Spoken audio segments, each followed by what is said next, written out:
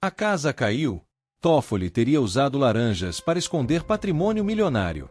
Nos últimos anos, o Brasil tem assistido a uma sequência de revelações que colocam em xeque a credibilidade das mais altas instituições da República.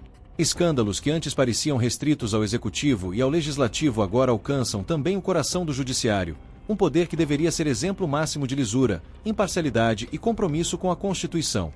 É nesse contexto que surgem questionamentos cada vez mais graves envolvendo o nome do ministro do Supremo Tribunal Federal, Dias Toffoli. O que antes era tratado com silêncio institucional passou a ser debatido publicamente. Há indícios de que um patrimônio milionário possa ter sido ocultado por meio de terceiros, os chamados laranjas. O silêncio que incomoda. Quando denúncias surgem contra políticos, rapidamente vemos operações, manchetes, coletivas e julgamentos midiáticos. Mas quando o alvo está no topo do judiciário, o tratamento costuma ser outro: silêncio, cautela excessiva e, muitas vezes, blindagem. Esse duplo padrão é justamente o que desperta indignação em grande parte da sociedade. Afinal, se ninguém está acima da lei, por que certas figuras parecem intocáveis? As suspeitas envolvendo Toffoli levantam uma questão central: por que o ministro da Suprema Corte teria necessidade de estruturas complexas para administrar ou ocultar patrimônio? Essa pergunta, por si só, já deveria ser suficiente para gerar investigações profundas, transparentes e independentes. Patrimônio incompatível. Um dos pontos mais sensíveis dessas denúncias diz respeito à suposta incompatibilidade entre rendimentos declarados e patrimônio associado direta ou indiretamente ao ministro e a pessoas de seu círculo próximo. Imóveis, contratos, empresas em nome de terceiros e movimentações financeiras que chamam a atenção passaram a ser analisadas por investigadores e jornalistas independentes. A suspeita central gira em torno do uso de laranjas, prática conhecida no Brasil para ocultar bens, driblar fiscalizações ou mascarar a real titularidade de patrimônio. É importante destacar, não se trata de condenação, mas de questionamentos legítimos que exigem respostas claras. O problema é que, até agora, essas respostas não vieram de forma convincente. Laranjas. Prática comum em esquemas de poder. O uso de laranjas não é novidade no Brasil.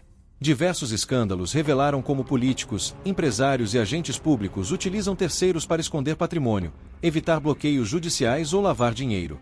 Quando esse tipo de prática é associada a um ministro do STF, a gravidade se multiplica. Afinal, estamos falando de alguém responsável por julgar exatamente esse tipo de crime. A pergunta que ecoa é simples e direta: como confiar plenamente em decisões judiciais quando pairam suspeitas sobre a conduta patrimonial de quem julga? STF, guardião da Constituição ou poder político?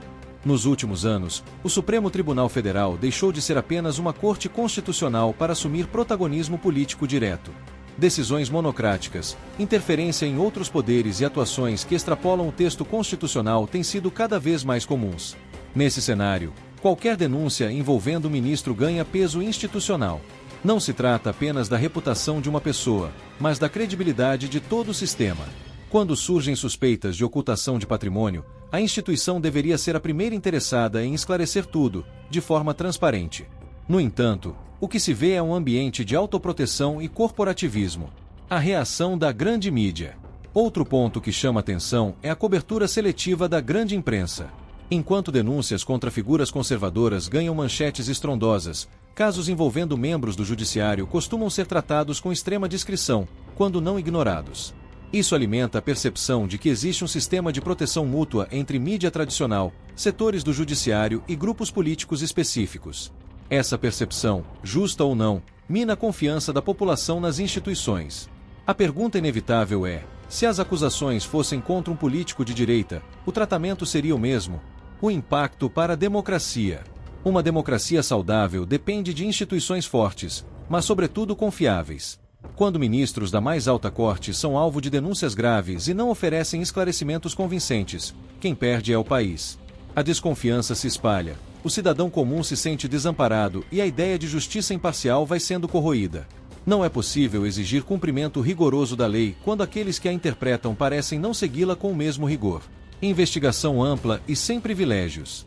O que grande parte da sociedade pede não é condenação sumária, mas investigação séria, técnica e sem privilégios. Se não houver irregularidades, que tudo seja esclarecido de forma definitiva. Caso contrário, que as responsabilidades sejam apuradas, doa a quem doer. Blindar autoridades não fortalece instituições, pelo contrário, as enfraquece. A casa caiu? A expressão popular "a casa caiu" reflete o sentimento de que verdades antes escondidas começam a vir à tona. No caso de Toffoli, as denúncias colocam o ministro sob uma pressão inédita. Resta saber se o sistema permitirá que tudo seja devidamente investigado ou se mais uma vez o silêncio e a proteção institucional falarão mais alto. O Brasil precisa decidir se continuará aceitando castas intocáveis ou se finalmente avançará para uma verdadeira igualdade perante a lei. Deixe sua opinião nos comentários. Compartilhe este vídeo com seus amigos e ajude a abrir os olhos de mais brasileiros para esse debate fundamental. Se inscreva no canal e ative o sininho, porque aqui você sempre vai encontrar a verdade que a grande mídia não mostra.